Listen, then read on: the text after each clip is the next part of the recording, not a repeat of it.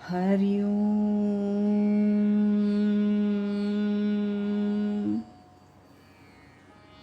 पूजनीय स्वामीभक्त डॉक्टर सुषमाताई वाटवे यांनी लिहिलेल्या स्पर्श परिसाचा या ग्रंथमालिकेतील दुसऱ्या भागाचं वाचन आपण ऐकत आहोत.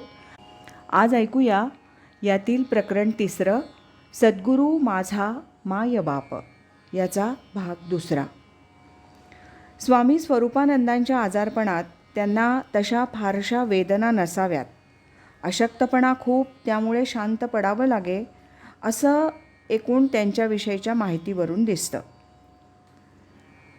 स्वामी म्हणतात, वेदना नसल्या तरी आपल्या ऐन तारुण्यात अंथरुणात पडून राहावं लागतं, याचं किती दुःख होईल माणसाला. पण स्वामीजींनी ते विवेकानं आवरलं. असह्य वेदना होत नव्हत्या ही भगवंतांची त्यांच्यावर कृपाच होती म्हणायची. केवळ अशक्तपणा असल्यामुळे स्वामीजींनी आपली सर्व कामं मर्यादित केली. अन्न वस्त्र निवारा एवढी सोय झाल्यावर त्यांनी अंतर्मुख होऊन आपल्यातच स्वरूपातच रंगून जायचं ठरवलं असावं असं वाटतं. स्वामीजी पुढे म्हणतात, तुम्ही असं बोलता आहात की हे काम अगदी सोपं आहे असं कुणालाही वाटावं. तसं पाहिलं तर अशी हजारो लाखो मंडळी इस्पितळात पडून आहेत, पण कुणी असं आत स्वरूपात रंगून गेलेलं आढळत नाही. तसं नाही, पण जे मोठं दुखणं आलं त्याचा त्यांनी कसा उपयोग करून घेतला हे पाहण्यासारखं आहे. स्वामी म्हणतात, हे बरोबर आहे, पण याचं कारण सद्गुरुकृपाच होती. 12-15 वर्ष उत्तम साधना झाली होती, त्यामुळे विवेकानं ते स्वतःला आवरू शकले. दुःख हे होणारच. कुणाही मनुष्याला असं लोळत पडावं लागलं तर ते दुःख वाटणारच. पण केवळ दुःख करत ते राहिले नाहीत. त्यांनी आपल्या जीवनाचं ध्येय गाठलं. एवढंच नाही तर ते त्या स्थितीत परमहंसपदापर्यंत पोहोचले. एकदा ही परिस्थिती अपरिहार्य आहे असं ठरल्यानंतर केवळ आहे त्या स्थितीत समाधान मानून न राहता त्यांनी त्या आजारपणाचा जास्तीत जास्त उपयोग करून पारमार्थिक साधनेकडेच पूर्ण लक्ष केंद्रित केलं आणि 1-2 वर्षात ते एकदम खूप उंच गेले. प्रत्येक गोष्टीचे फायदे आणि तोटे असतात. स्वामीजींना स्वतःचा संसार नसल्यामुळे प्रेमानं करणारं कोणी नव्हतं. त्याचबरोबर सांसारिक जबाबदारीही नव्हती. त्यामुळे आत्मोद्धाराचा विचारच प्रधान ठरला. हे वाक्य म्हटल्याबरोबर स्वामीजी म्हणतात, ते बरोबर आहे. आणि संसार असता तर पुढे ते ज्ञान मुरवण्यासाठी जी साधना एकांतात करता आली ती करता आली नसती. एका व्यक्तीची जबाबदारी जरी त्यांच्यावर असती तरी त्यांना त्यात थोडंफार गुंतावं लागलं असतं.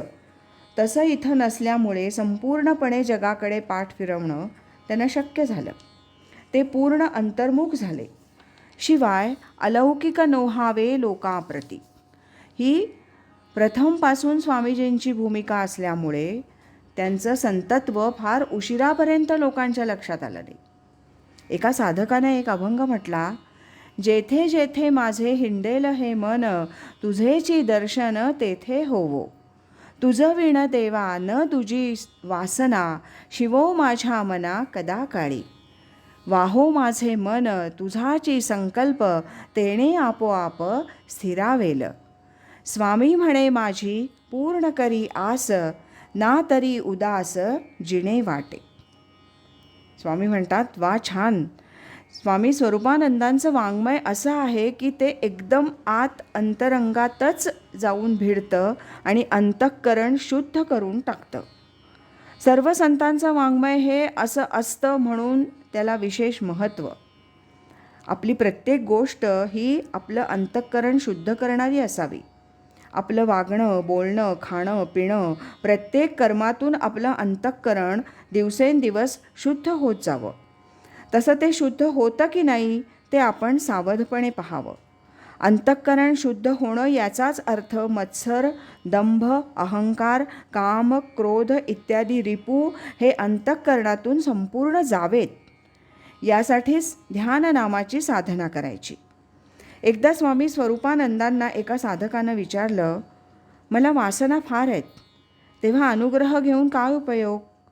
त्यावर स्वरूपानंद म्हणाले, अरे वासना मला देखील आहेत, तशा त्या तुला आहेत, पण मी त्या वासनांपासून अगदी अलिप्त आहे असा बोध सतत ठेवावा. म्हणजे झालं. हेच अनुसंधान. वासना या देह मन बुद्धीला लागलेल्या आहेत. मी तर आत्मा सच्चिदानंद असं अनुसंधान राहण्यासाठी वारंवार मन अंतर्मुख करण्याचा प्रयत्न करावा. स्वामी स्वरूपानंदांची ती सवय होती. 2-4 वाक्य बोलून झाली की ते शांतपणे डोळे मिटून एक सोहमचा श्वास घेत आणि पुन्हा बोलायला लागत. त्याबद्दल कुणी विचारलं तर म्हणत, माझी प्रकृती अशक्त आहे ना, जास्त बोललं की दम लागतो, म्हणून मी जरा थांबतो. पण हे त्यांचं बोलणं तितकंसं खरं नाही. तसं पाहिलं तर ते एकाच वेळी 10-15 मिनिटं देखील बोलू शकत असत. पण त्यांची सांगण्याची ही पद्धत असे की कुणाला काही वेगळं वाटू नये. पण या पद्धतीनं ते अनुसंधान ठेवण्याचा प्रयत्न करत. आज इथेच थांबूया. यानंतरचा 3रा भाग आपण उद्या ऐकूया. सद्गुरु असती अंतरात, सच्छिष्याते जागवीत. हरि ओम तत्सत.